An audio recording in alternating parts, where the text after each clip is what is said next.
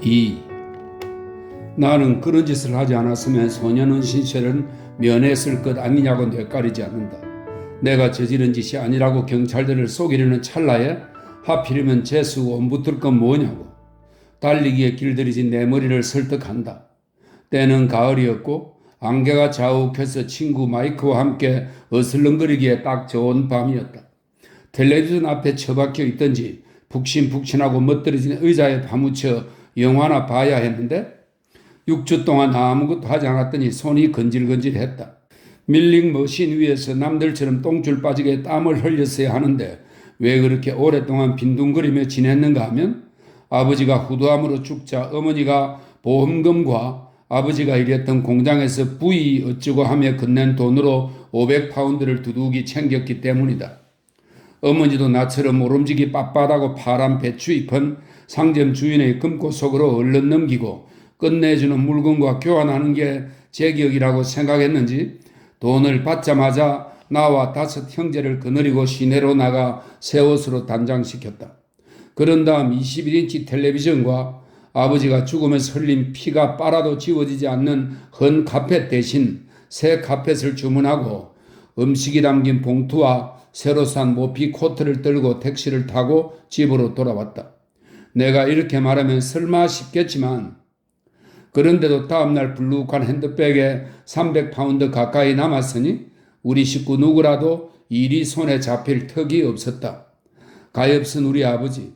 그 고생을 하고 죽어서 그만한 떼돈을 마련했는데 정작 본인은 구경도 못하다니. 우리는 한 손에 햄 샌드위치, 다른 손에 초콜릿 바를 들고 발치에는 레모네이드 병을 두고 밤이면 밤마다 텔레비전 앞에 모였고 어머니는 2층 방에 새로 주문한 침대를 놓고 멋쟁이 남자와 뒹굴었다. 돈 걱정할 필요 없었던 그 2-3달 동안 우리처럼 행복한 가족이 없었다. 그러다 총알이 떨어지자 나는 아무 생각 없이 그저 길거리를 어슬렁거렸고 어머니한테는 일자리를 찾으러 나간다고 했지만 어디서 또 500파운드를 구해 예전처럼 계속 빈둥거리며 살 수 없을까 하는 생각뿐이었다. 인간이 새로운 생활에 적응하는 속도는 놀라울 정도다. 예전에는 쇼윈도를 보더라도 살 돈이 없으니 자세히 들여다보지 않아서 몰랐는데 텔레비전 광고를 보면 살만한 물건들이 넘쳐났고 우리가 생각했던 것보다 수십 배 좋아 보였다. 집에서 우리끼리 보고 났더니 영화관에서 하는 광고들은 시시하고 지루하게 느껴질 정도였다. 예전에는 가만히 진열된 상점 속 물건들을 보고 콧방귀를 뀌었는데 이제는 조잡하고 시체 같은 포스터나 신문 광고로 보는 게 아니라 그 물건들이 화면 속에서 날아다니고 번쩍이고 얼굴을 하얗게 칠한 계집이 매니큐어 바른 손으로 물건을 잡거나 립스틱 바른 입술에 갖다 댄 채 쓰러지자 문득 진가를 알 수 있었다.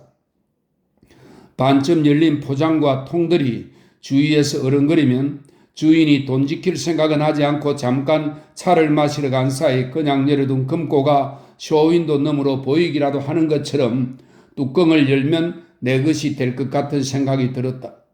텔레비전에서 보여주는 영화들도 그런 면에서 훌륭했다. 돈다발이 두둑하게 든 가방을 들고 있는 강도들이 무사히 빠져나갈 것 같다가 결국에는 경찰한테 잡히는 장면에서 눈을 뗄 수가 없었다. 나는 돈이 강도들 차지가 되길 바라는 마음이었기 때문에 영화관의 스크린과 비슷하게 생긴 화면을 주먹으로 부수고 들어가 돈가방 든 친구를 더 쫓을 수 없게 된 한팔로 경찰에게 하프넬슨을 걸고 싶어 견딜 수가 없었다. 이 하프넬슨은 레슬링에서 한 팔을 상대편의 뒤에서 겨드랑이 밑으로 넣고 뒤통수에 팔을 돌려 목을 조르는 기술입니다. 하프넬슨을 걸고 싶어 견딜 수가 없었다. 강도가 은행 직원을 몇 명 죽여도 잡히지 않길 바라는 마음은 여전할 뿐 아니라 오히려 더 간절해졌다. 만약 잡히면 전기의자로 직행할 게 뻔한데 전기의자에 앉으면 금세 죽는 게 아니라 숨이 끊어질 때까지 지글지글 읽는다고 어떤 책에서 읽은 적이 있기 때문에 누가 무슨 짓을 저질렀건 그런 운명은 피해 주길 바랐다. 경찰이 악당을 추격하는 때가 되면 우리는 텔레비전을 가지고 장난을 쳤다. 경찰이 놈을 잡아라는 둥 떠벌리려고 아가리를 여는 순간 소리를 죽이고 경찰이 금붕어나 고등어나 잉어처럼 입을 뻐끔거리는 광경을 감상한 것이다. 어찌나 우스웠던지 온 가족이 배를 잡고 아직 침실에 깔리지 못한 새 카펫 위를 뒹굴었다.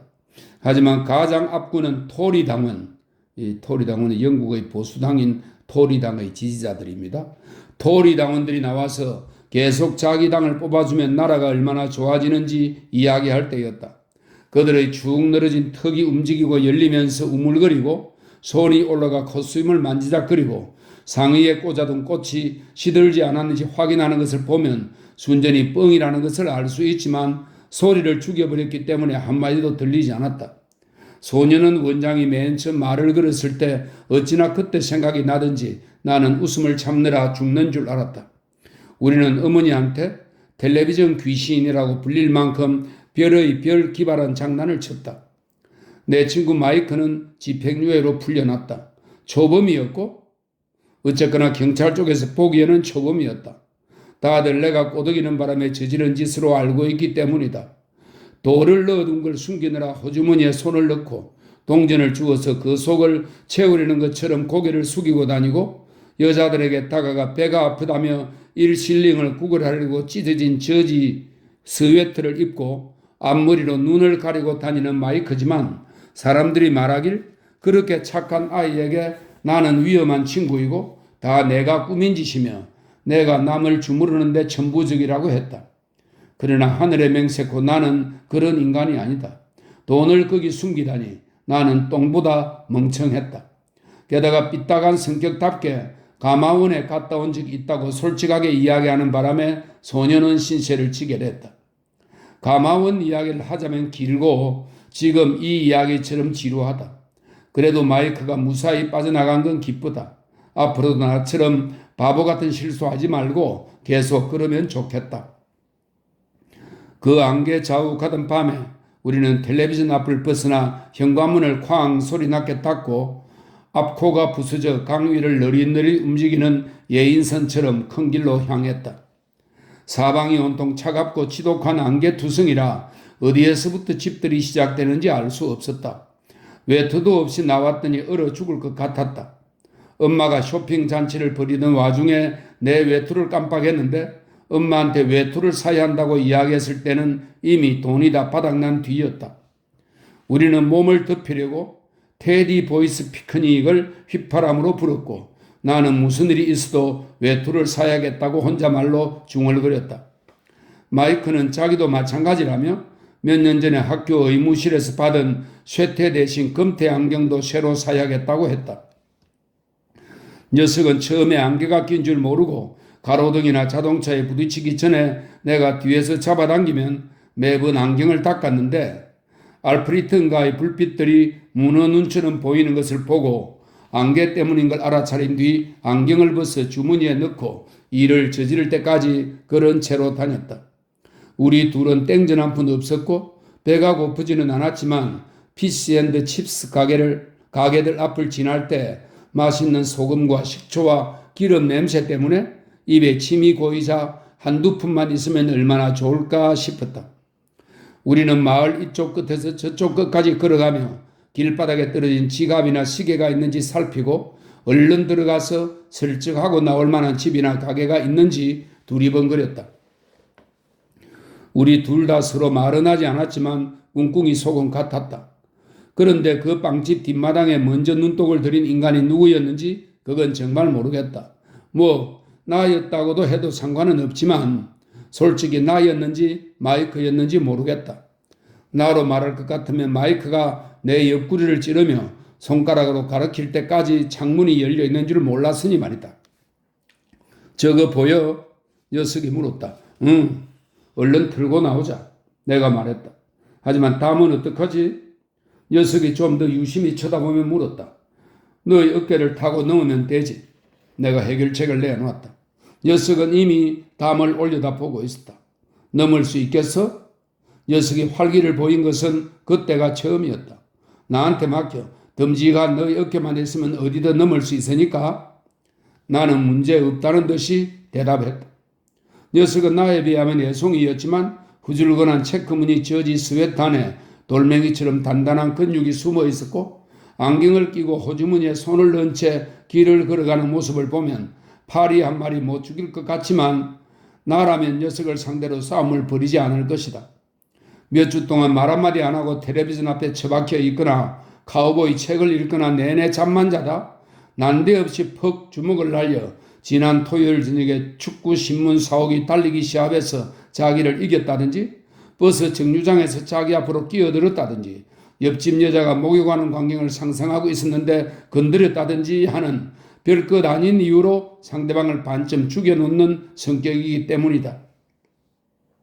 한 번은 눈을 이상하게 뜨고 다니는 것을 고쳐주겠다며 어떤 아이한테 손을 댄 적이 있었는데 알고 보니 사팔뜨기로 바로 그날 이사온 아이라 아무도 몰랐던 것이다. 평소에는 그러든지 말든지 눈꽃만큼도 신경을 쓰지 않으니 내가 녀석과 친구로 지낼 수 있었던 단 한 가지 이유가 있다면 한 달이 지나고 두 달이 지나도 별 말이 없는 내 성격 때문이었을 것이다. 마이크는 기관총이라도 겨누어진 것처럼 두 손을 번쩍 치켜들고 사형수처럼 담벼락으로 다가갔고 나는 디딤대나 사다리라도 되는 것처럼 녀석을 타고 올라갔다. 녀석은 자동차를 떠받치는 잭스패너처럼 내가 밟고 올라갈 수 있게 위로 뻗은 손바닥을 반듯하게 펴었는데 그러는 동안 숨소리를 내거나 몸을 움찔하는 법이 없었다. 나는 지체 없이 겉옷을 벗어 유리가 박힌 담벼락을 덮고 눈 깜짝할 사이에 걸터 앉았다. 그런 다음 뛰어내리자 엉덩방아를 찧으면서 쿵하는 소리가 났는데 한 친구가 말하길 고공 낙하산 점프를 하면 12피트짜리 담에서 뛰어내린 것 같은 기분이라고 하더니만 내가 느끼기에 딱 그 짝이었다. 나는 정신을 수습하고 가장 어려운 부분이 끝났으니 변함없이 싱글벙글 활기 넘치는 마이크를 위해 문을 열어주었다. 소년원에서 부르는 그 기발한 노래처럼 왔노라 열었노라 들어왔노라의 순간이었다. 나는 평소처럼 아무 생각도 하지 않았다. 나는 배관 청소를 하거나 분탕질을 하거나 자물쇠를 따거나 글쇠를 벗기거나 뼈만 앙상한 손과 빼빼 마른 다리를 억지로 어디 끼워 넣어 뭘 움직이느라 바쁠 때는 아무 생각도 하지 않고 허파에서 후하 하며 숨을 들어왔다 나갔다 하는 것도 거의 의식하지 못하며 입을 꽉 다물고 있는지 벌리고 있는지 배가 고픈지 옴 때문에 몸이 가려운지 남대문이 열려 있는지 쓰레기처럼 더러운 욕지거리를 늦은 밤 안개 속으로 내뱉는지 어쩐지도 알지 못한다. 이 정도인데 무슨 생각을 할 수 있겠는가? 어떻게 하면 창문을 열 수 있을까? 어떻게 하면 문을 딸 수 있을까 고민하는데 다른 생각이 날 수가 없다. 내가 소년원으로 옮겨졌을 때 새하얀 셔츠 차림으로 수첩을 앞에 놓고 몇 날 며칠이고 신문을 하던 안경잡이는 이해를 못하겠다고 했다. 나도 그때는 지금 여기에서 글로 이야기하는 것처럼 설명하지 못했다. 설명을 했다 하더라도 지금 이 시점에서 내가 이렇게 애를 써도 알쏭달쏭한데 그 남자가 이해를 했을 리 없다. 이렇게 해서 나는 나도 모르는 사이 빵집으로 들어섰고 마이크가 넓적한 까까머리 면상에 딱 맞는 50분짜리 미소를 지으며 성냥을 그 위치를 파악한 뒤 납작하게 찌그러뜨리기라도 할 것처럼 금고를 움켜쥐는 모습을 바라보았다. 이제 나가자. 마이크가 덜컹덜컹 소리가 나게 금고를 흔들며 불쑥 말했다. 얼른 튀자. 가져갈 만한 게 더 있을지 모르잖아. 나는 접이식 뚜껑이 달린 책상 서랍을 대여섯 개 열어보았다. 아니야. 녀석은 이 일에 몸담은 지 20년이라도 된 사람처럼 금고를 툭툭 치며 이게 전부야 라고 했다. 나는 서랍을 몇 개 더 열어보았지만 청구서와 책과 편지들로 가득했다. 너 같은 돌대가리가 어떻게 아냐? 그는 성난 황소처럼 나를 밀치며 지나갔다. 다 알아. 좋으나 싫으나 우리 둘은 붙어 다니며 같이 움직여야 할 운명이었다. 나는 사랑스러운 신품 타자기를 바라보았지만 금세 들통날 게 뻔했기 때문에 손키스를 날리고 마이크를 따라 나왔다. 기다려. 내가 문을 열며 말했다. 서두를 필요 없잖아. 개뿔. 마이크가 어깨너머로 말했다. 몇 달 동안 펑펑 쓸 수 있겠다. 나는 뒷마당을 가로질러 걸어가며 속삭였다. 문 열 때 삐걱거리는 소리만 내지 마. 그랬다가는 짭새들 귀에 들릴 테니까. 내가 바보 천치인 줄 아냐? 마이크는 이렇게 말하면서 온 동네에 다 들리도록 삐걱거리는 소리를 내며 문을 열었다. 마이크는 어째서일지 모르지만 나는 이제 금고를 점퍼 속에 감추고 무슨 수로 무사히 큰 길을 빠져나갈 수 있을지 고민하기 시작했다. 큰 길로 나서자마자 금고를 나한테 휙 던진 것을 보면 녀석도 같은 고민을 했다는 뜻일 수도 있는데 열심히 생각해 보기 전에는 남의 꿍꿍이 속을 알 수 없다는 증거가 되겠다. 하지만 내 고민도 대단한 수준은 아니었고 그렇게 불룩한 배를 하고 어디 가느냐고 경찰이 물으면 어떻게 하나 싶어 살짝 겁이 날 따름이었다. 이글거리는 토치램프를 들이대고 이 두려움은 눈 하나 끔뻑하지 않을 듯했다. 거기 뭐가 들었냐? 경찰이 물으면 나는 혹여라고 대답할 것이다. 혹이라니? 경찰은 짜증난 목소리로 물을 것이다. 그러면 나는 기침을 하며 창자가 찢어지게 아파서 병원에 가는 사람처럼 배를 움켜쥐며 누나를 까 뒤집을 테고 마이크가 둘도 없는 친구인 양 나를 부축할 것이다. 암요. 내가 간신히 대답하면 술에 취해 머리가 안 돌아가던 그가 의심스러워하기 시작할 것이다. 너 나이에? 그러면 나는 다시 신음소리를 내며 그에게 인간 말자가 된 듯한 기분이 들게 하려고 노력할 것이다. 그럴 리 없겠지만 시도는 해보는 거다. 가족 내력이에요. 아버지가 암으로 지난달에 죽었는데 느낌상 나는 다음 달이면 죽을 것 같아요. 뭐? 아버지도 배가 아팠다고? 아니요, 목이었어요. 하지만 나는 배가 아파요. 끙끙, 굴럭굴럭. 암에 걸렸으면 이렇게 돌아다니지 말고 병원에 가야지. 그러면 나는 버럭 화를 낼 것이다. 그러니까 병원에 가려는데 아저씨가 붙잡아 놓고 자꾸 이것저것 물어봤잖아요. 안 그래, 마이크?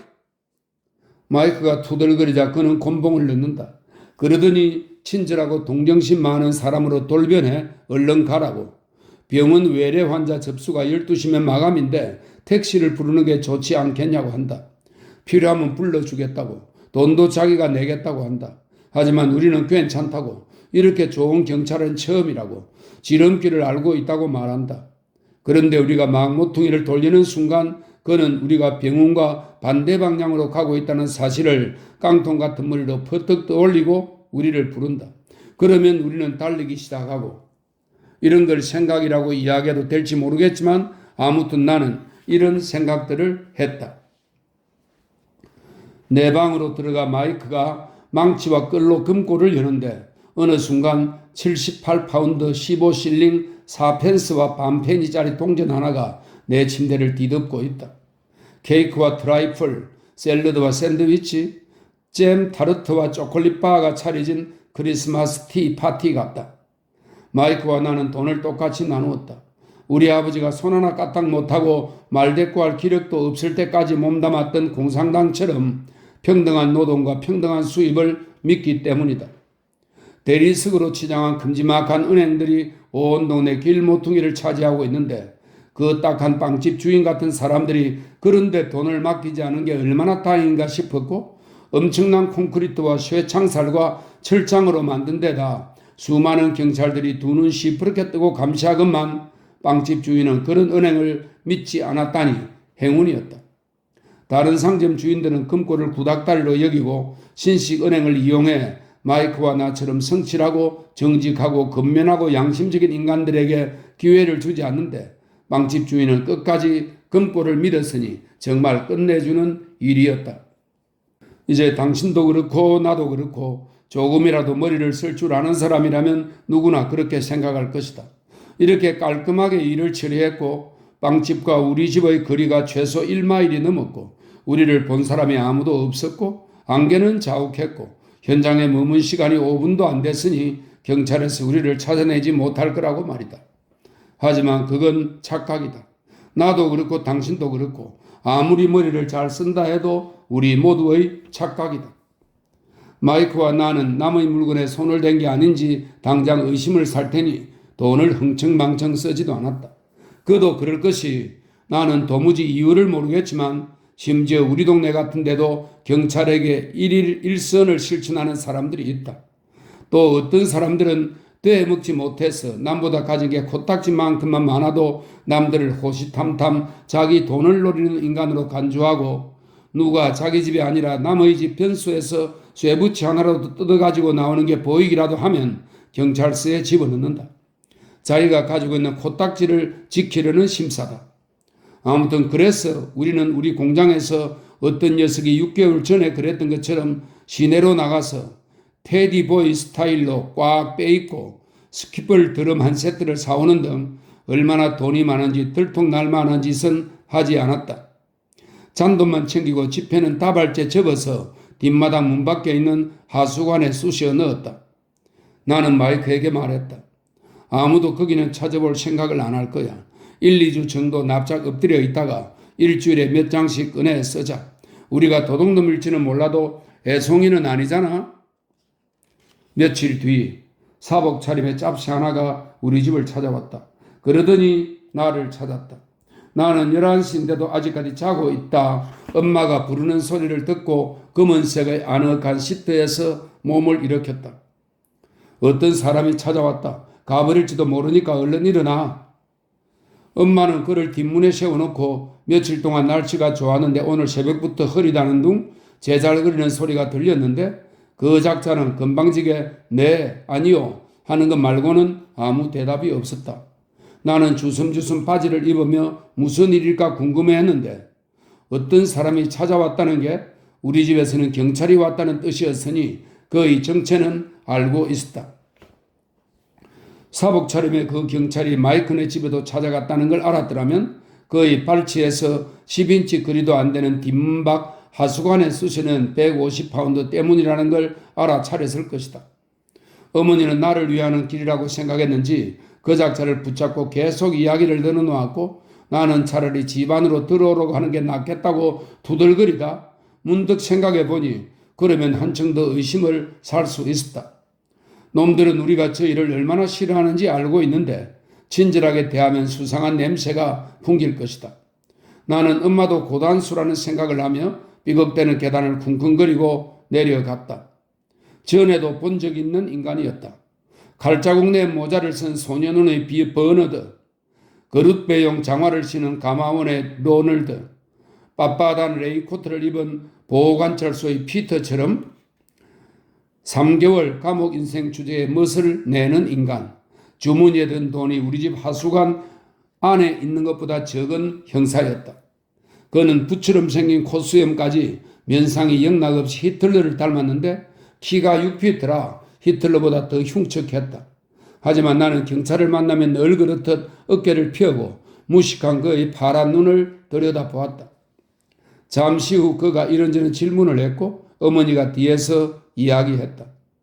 이 아이는 석 달 동안 텔레비전만 붙들고 앉아 있었기 때문에 들어봐야 먼지 하나 안 날 거요. 딴 사람 찾아봐요. 거기 그렇게 있어봐야 내 집세랑 월급 봉투에서 떼어내는 세금으로 댁한테 주는 월급만 낭비하는 꼴이니까. 내가 아는 한 어머니는 세금이라고는 한 푼도 낸 적이 없으니 사실 황당한 이야기였는데 나로서는 앞으로도 세금을 내는 일이 없길 바라는 마음이었다. 퍼플리카가 어디 있는지 알지? 형사는 어머니의 이야기는 들은 척도 하지 않고 내게 물었다. 알프리튼가 근처 아닌가요? 나는 협조적인 목소리로 명랑하게 되물었다. 그 길 중간쯤에 왼쪽으로 빵집이 하나 있는 거 알지? 술집 옆집 말이에요? 나는 시치미를 뗐다. 그는 날카롭게 쏘아붙였다. 아니, 술집은 무슨 망할 놈의 술집이야? 형사들은 늘 이렇게 버럭 성질을 내지만 얻는 게 아무것도 없는 경우가 대부분이다. 그럼 모르겠는데요? 케어 직전에 종소리가 나를 구한 셈이었다. 그는 큼지막한 문간에 대고 큼지막한 장화를 빙글빙글 돌리며 비볐다. 지난주 금요일 밤에 어디 있었지? 나는 다시 링으로 돌아왔지만 이건 권투 시합보다 더 심각한 상황이었다. 잘 알지도 못하면서 나를 엿거리고 하는 게 못마땅했다. 아까 얘기한 빵집에 있었을까요? 아니면 그 옆 술집에 있었을까요? 제대로 대답 안 하면 감방에서 5년 썩을 줄 알아라. 그는 밖에 서 있느라 추울 텐데 레인코트에 단추를 끌으며 말했다. 엄마 말처럼 텔레비전을 붙들고 앉아 있었는데요. 나는 무작정 딱 잡아댔다. 하지만 그는 멍청한 질문을 계속했다. 너희 집에 텔레비전이 있다고? 2살짜리도 넘어가지 않을 수작을 걸고 있으니 마지막 질문에는 이렇게 대답하는 수밖에 없었다. 안테나 안 보여요? 아니면 들어와서 직접 보실래요? 그는 이 말을 듣고 한층 더 질색하게 됐을 것이다. 너가 지난주 금요일에 텔레비전을 보지 않았다는 거 알고 있어. 너도 알고 있잖아. 텔레비전은 안 봤을지 몰라도 화면은 봤어요. 가끔 소리를 죽이는 장난을 하거든요. 부엌에서 엄마가 웃는 소리가 들렸고 나는 경찰이 찾아갔을 때 마이크의 엄마도 똑같은 반응을 보였으면 좋았겠다고 생각했다. 외출했다는 거 우리도 알고 있다. 그는 손잡이를 잡고 몸을 돌리며 다시 캐묻기 시작했다. 경찰들은 항상 나라고 하지 않고 우리라고 한다. 여럿이서 하나를 상대한다고 생각하면 더 용감하고 더 올바른 사람이 되는 것처럼 느껴지는 모양이다. 내가 말했다. 정인이 있는데요. 한 명은 우리 엄마, 또 한 명은 우리 엄마 애인. 이 정도면 충분하지 않은가요? 그 빵집이 도둑 맞은 거라면 정인을 12명, 아니 13명이라도 될 수 있어요. 거짓말은 듣기 싫다. 그는 농담을 알아차리지 못했다. 요즘은 도대체 어디서 경찰을 뽑아오는지 모르겠다. 그 돈을 어디다 숨겼는지 그거나 말해. 폭발하면 안 된다고 나는 속으로 중얼거렸다. 폭발하면 안 돼. 엄마가 찻잔과 받침 접시를 내놓고 베이컨을 구우려고 스토브에 프라이팬을 올려놓는 소리가 들렸다. 나는 뒤로 물러서 집사라도 된 것처럼 손짓했다. 들어와서 뒤져보세요. 수색영장이 있으면요. 내 말 잘 들으라. 그는 비열하고 잘난 척하며 협박이나 일삼는 개자식 같은 목소리로 말했다. 그것이 그의 본성이기도 했다. 그렇게 나불대다가는 후회할 거다. 시청으로 끌려가면 그 입 때문에 여기저기 멍이 들고 눈도 너구리처럼 시커멓게 될 테니까. 나는 그런 짓거리에 대해 익히 들었기 때문에 그 말이 농담이 아니라는 것을 알고 있었다. 하지만 언젠가는 이 작자와 패거리가 발로 걷어차이고 시커먼 너구리 눈이 될지도 모르는 일이었다. 헝가리에서 그랬던 것처럼 생각보다 일찍 그런 사태가 벌어질 수도 있었다. 돈이 어디 있는지 불면 보호 관찰로 빼주마. 무슨 돈이요? 나는 이렇게 물었다. 그런 소리라면 예전에도 들은 적이 있었다. 무슨 돈인지 알잖아. 내가 돈이 어디 있는지 아는 사람처럼 보여요? 나는 셔츠에 뚫린 구멍 사이로 주먹을 넣으며 물었다. 너가 훔친 돈이니까 잘 알 거 아니야. 다 알고 왔으니까 잡아떼도 소용없어. 3실링하고 8펜스 반이었던가? 이런 도둑놈. 남의 돈에 손을 대는 녀석들은 우리한테 혼쭐이 나야 돼. 나는 고개를 돌려 엄마를 불렀다. 엄마, 변호사 좀 불러주세요. 제법인데? 하지만 우리는 이 사건을 해결할 때까지 가만히 있지 않을 거다. 그의 목소리는 차가웠다. 저기요. 나는 억울해서 미치고 팔짝 뛰겠다는 듯이 애원하는 목소리로 말했다. 이런 식으로 둘이서 토닥거리는 건 장난 같고 괜찮은데요. 무슨 소리인지 알려놔 주세요. 자다 일어나 보니 형사님이 찾아와서 나들을 알지도 못하는 돈을 훔쳤다고 하잖아요. 그는 이제 걸려들었다는 듯 말을 바꾸었는데 왜 걸려들었다고 생각하는지 나로서는 알 수 없는 일이었다. 누가 돈 이야기를 했다고 그래? 나는 한 적 없는데 어째서 돈 이야기를 꺼내는 거지? 형사님이 물었잖아요. 내가 대답했다. 아무래도 그가 단단히 미쳐서 입에 거품을 물기 시작하는 게 아닌가 싶었다. 다른 경찰들처럼 형사님도 돈 생각뿐이잖아요. 그거하고 빵집하고. 그는 인상을 구겼다. 대답해라. 그 돈 어디 있지? 하지만 나는 이제 신물이 났다. 저하고 거래 하나 하실래요? 전구처럼 반짝이는 그 얼굴로 보건대 한 건 잡았다고 생각하는 모양이었다. 무슨 거래? 이런 유치한 장난 집어치우고 들어가서 아침을 먹을 수 있게 저를 놔주면 전 재산인 1실링 4펜스 반을 드릴게요. 솔직히 배가 고파 죽겠거든요. 어제부터 먹은 게 아무것도 없어요. 내 배에서 꼬르륵 하는 소리 안 들려요? 그는 입을 떡 벌렸지만 그 뒤로도 30분 동안 나를 다그쳤다. 영화에서 말하는 일상적인 신문이라고 했다. 하지만 승리는 내 것이었다. 그는 일단 물러섰다. 오후에 다시 찾아와 집안을 수색했다. 하지만 아무것도 동전 한 입도 찾지 못했다. 그는 다시 질문을 시작했고 나는 계속 거짓말로 일관했다. 거짓말이라면 눈 하나 끔뻑 감고 죽을 때까지 할 수 있었다. 그는 아무런 증거가 없었고 우리 둘 다 그걸 알고 있었다. 증거가 있었다면 나는 당장 시청으로 끌려갔을 것이다. 그런데도 그가 집요하게 물고 늘어지는 이유는 내가 담치기를 했다 감화원 신세를 진 적 있기 때문이었다. 그리고 마이크도 똑같이 고생하는 이유는 내 가장 친한 친구인 것을 온 동네 경찰이 알고 있기 때문이었다. 날이 어두워지자 우리 집 거실에 조명을 낮추고 텔레비전을 끈 채 마이크는 흔들 의자에 편안하게 앉고 나는 긴 의자에 구부정하게 앉아서 같이 우주 담배를 피웠다. 문을 끌어잠그고 커튼을 내린 뒤 하수관에 숨긴 돈다발 이야기를 했다. 마이크는 돈을 꺼낸 다음 스케크니스나 클리소퍼스로 튀어서 진탕 쇼핑을 하고 부둣가 여관에서 왕처럼 살면서 붙잡히기 전에 실컷 놀아보자고 했다. 이 바보 같은 놈아, 잡히긴 누가 잡힌다고 그래? 조금만 기다리면 얼마든지 실컷 놀 수 있어. 우리는 워낙 약삭발라서 아무리 몸이 근질거려도 영화관 출입조차 자제했다. 아침이 되자 히틀러 면상이 이번에는 동료를 데리고 다시 찾아왔고 다음 날에도 무언가 꼬투리를 잡아내리고 무진장 애를 썼지만 나는 꿈쩍하지 않았다. 내 자랑처럼 들리겠지만 그는 적수를 만난 셈이었고 나는 몇 날 며칠을 괴롭혀도 절대 항복하지 않을 생각이었다.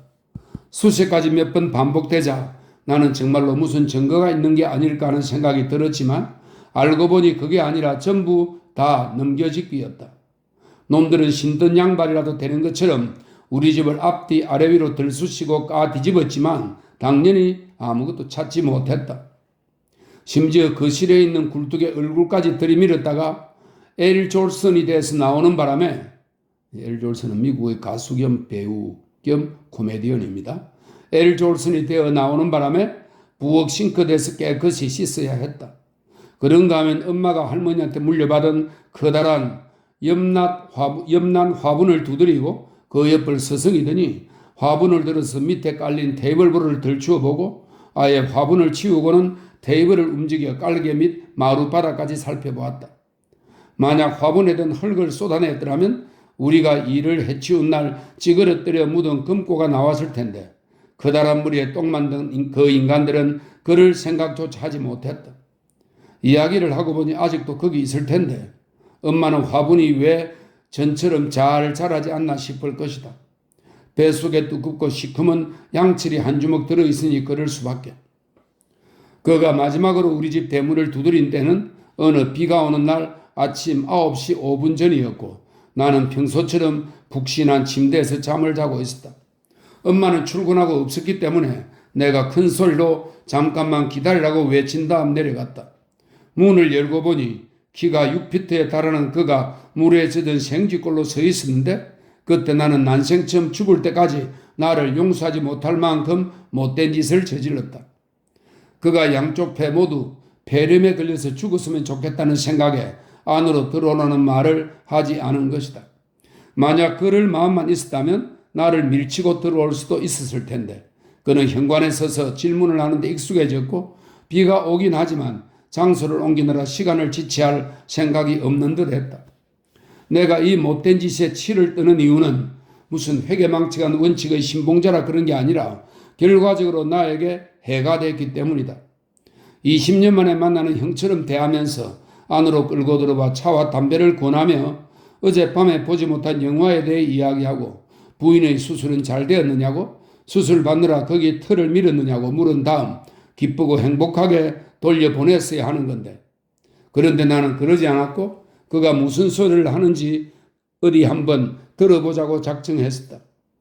그는 살짝 한쪽으로 비켜섰다.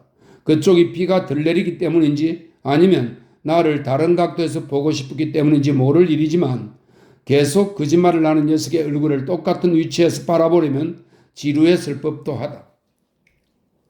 너가 범인으로 밝혀졌다. 그가 콧수염에 맺힌 빗방울을 털며 말했다. 어제 어떤 여자분이 너와 너희 친구를 보았는데 빵집을 튼 바로 그놈들이 분명하다고 했거든. 마이크하고는 어제 만난 적도 없었기 때문에 뻥인 게 분명했지만 그래도 나는 걱정스러워하는 표정을 지었다. 누군지 모르겠지만 아무 죄 없는 사람을 괴롭히는 분이네요. 나는 엄마 심부름으로 우리 동네 빵집에서 외상으로 빵을 산 것 말고는 요 며칠 빵집에 간 적이 없거든요. 그는 걸려들지 않고 내 말은 듣지도 않은 것처럼 말했다. 그러니까 이제 돈이 어디 있는지 물어라. 엄마가 오늘 아침에 출근하면서 매점에서 차를 사 마시려고 가져간 것 같은데요. 비가 억수같이 쏟아져서 그를 밖에 계속 세워두면 쓸려가지 않을까 싶을 정도였다. 그래도 나는 아랑곳하지 않고 이야기를 계속했다. 오늘 아침에 담배를 사려고 아껴놓은 전 재산 1실링 3펜스를 어젯밤에 텔레비전 받침대에 올려놓은 기억이 나는데 지금 보니까 없어서 안 그래도 미치고 팔짝 뛸 판이었어요. 이걸로 오늘 하루 버틸 생각이었는데 담배 없으면 무슨 재미로 살겠어요? 나는 점점 페이스를 찾았다. 거짓말은 이번이 마지막이고 이번만 잘 버티면 놈들을 물리칠 수 있다는 생각이 들자 기분이 좋아지기 시작했다. 마이크와 나는 몇 주 뒤에 바닷가로 떠나 페니 풋볼도 하고 거짓 잘하는 계집애들과 어울려 신나게 놀아볼 생각이었다. 그리고 이런 날씨에는 길거리에서 담배꽁초를 주워봐야 물이 뚝뚝 떨어질 정도로 젖었을 테니 소용없잖아요. 물론 불을 쪼이면 마르겠지만 이러니 저러니 해도 맛이 다르단 말이죠. 빗물에 젖은 담배는 생각하기도 싫어요. 맛대가리 없는 이파리로 변하니 말이에요.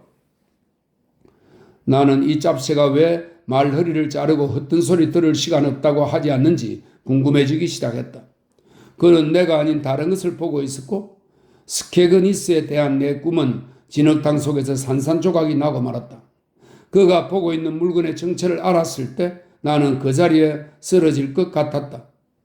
그가 보고 있는 것은 다름 아니라 사랑스럽기 거지없는 5파운드짜리 지폐였으니 나는 계속해서 조잘거리는 수밖에 없었다. 진짜 담배를 사야 해요. 젖었다 말린 이파리보다 새 이파리가 훨씬 낫거든요. 돈을 찾지 못해서 속상한 형사님 심정은 이해해요.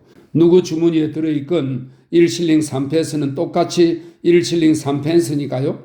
그 돈이 어디 굴러다니는 게 보이면 내일이라도 당장 연락해서 어디 있는지 알려드릴게요. 나는 까무라칠 것 같았다. 파란 배춧잎 3장도 빗물에 쓸려 내려오는가 싶더니 뒤를 이어 속속 등장했다. 처음에는 다들 납작하게 누워있다. 바람과 빗방울 때문에 귀퉁이가 들리는 것이 이 지독한 폭우를 피해 아늑하고 비에 젖지 않은 화수관 속으로 돌아가고 싶어하는 생명체처럼 보였는데 정말로 그래 주었으면 좋겠다고 생각하며 내가 얼마나 애를 태웠는지 모른다. 히틀러 면상은 아직도 상황을 파악하지 못한 채 계속 말뚱말뚱 바라보기만 했고 나는 이제 별 소용없다는 걸 알고 있으면서도 계속 조잘거리기로 했다. 사실 돈이라는 게 구하기 힘든 거라 버스 의자나 휴지통을 아무리 뒤져도 반 파운드짜리 동전 하나 없잖아요. 간밤에도 내 침대에 동전 하나 없더라고요. 그렇게 딱딱한 게 침대에 들어있으면 모를 수가 없는데 물론 처음에는 히틀러 면상은 한참 만에 알아차렸다. 지폐들이 뒷마당 위로 흩어지기 시작하고 세 번째로 10파운드짜리 지폐까지 등장했을 때 그가 내 어깨를 꽉 붙잡았다.